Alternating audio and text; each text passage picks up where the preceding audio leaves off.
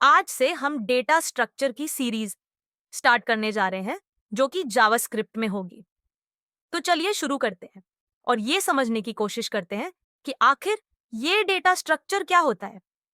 Data structure एक तरीका होता है एक जैसे डेटा को कंप्यूटर की मेमोरी में स्टोर करने का, वो भी एक ऑर्गेनाइज्ड तरीके से। ऑर्गेनाइज्ड तरीके में इसलिए क्योंकि ऑर्गेनाइज्ड डेटा पर कोई भी ऑपरेशन करना आसान होता है। चलिए अब समझते हैं कि ऑर्गेनाइज्ड डेटा क्यों चाहिए। मान लीजिए आप किसी रेस्टोरेंट में गए और वहां बहुत भीड़ लगी हुई है। वहां कोई मैनेजमेंट नहीं है। जो पहले आ रहा है वो ऑर्डर दे के बैठा हुआ है और जो बाद में आ रहे हैं वो तुरंत ऑर्डर ले रहे हैं। तो जो पहले बैठा था उसे गुस्सा आएगा और वो फिर कभी उस रेस्टोरेंट में नहीं आएगा क्योंकि वहां कोई मैनेजमेंट नहीं था। अब इसी चीज को हम डेटा स्ट्रक्चर के जरिए सही करने की कोशिश करते हैं। चलिए देखते हैं कि हम कैसे इस प्रॉब्लम को सही कर सकते हैं। एक क्यू बनाकर हम ये काम सही कर सकते हैं। क्यू बनाने से क्या होगा कि जो इंसान पहले आया है उसका ऑर्डर पहले पूरा होगा और जो बाद में आया है उसका बाद में।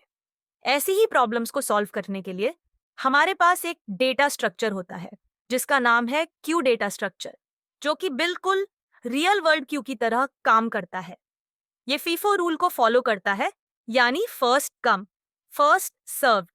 मतलब जो पहले आया है उसे पहले मिलेगा, यानी फर्स्ट इन फर्स्ट आउट। आइए अगला उदाहरण देखते हैं कि हमें क्यों ऑर्गेनाइज डेटा चाहिए।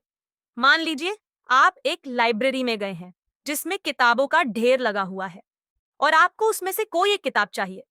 तो आपको कितना समय लगेगा? पहले तो आप सारी किताबों को चेक करेंगे, फिर जाकर आपको कहीं आपकी किताब मिलेगी जो आपको चाहिए थी। इसमें 2 घंटे 3 घंटे भी लग सकते हैं। पर अगर वही किताबें लाइब्रेरी में नंबर वाइज रखी हुई हों तो आपको कितना समय लगेगा? अगर आपको पता है कि 105 नंबर पर इस नाम की किताब रखी हुई है तो आपको मुश्किल से 1 मिनट लगेगा उस किताब को ढूंढने में। इसी कॉन्सेप्ट को डेटा स्ट्रक्चर में एरे डेटा स्ट्रक्चर के जरिए समझाया गया है। एरे दो चीजें रखता है, एक इंडेक्स जो कि यूनिक होता है, एक एरे में एक तरह के 2 इंडेक्स नहीं हो सकते, और दूसरा संबंधित डेटा। तो हम आसानी से इंडेक्स के जरिए उस डेटा को पा सकते हैं।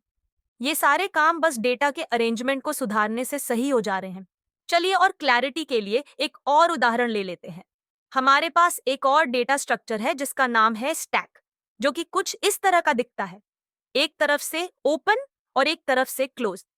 ये LIFO प्रिंसिपल पर काम करता है, यानी लास्ट इन फर्स्ट आउट। मतलब जो सबसे आखिरी में गया है वो सबसे पहले बाहर आएगा। इसे हम कई तरीकों से इस्तेमाल करते हैं। मान लीजिए हमारे पास एक स्ट्रिंग है और इसे हमें रिवर्स करना है, तो सबसे पहले हम इसमें A डालेंगे, फिर B, फिर इसी और आखिर में D। तो सबसे पहले D निकलेगा, फिर C, फिर B और सबसे आखिरी में A। इस तरह हमारा जो ABCD स्ट्रिंग था वो DCBA बन गया, यानी रिवर्स हो गया।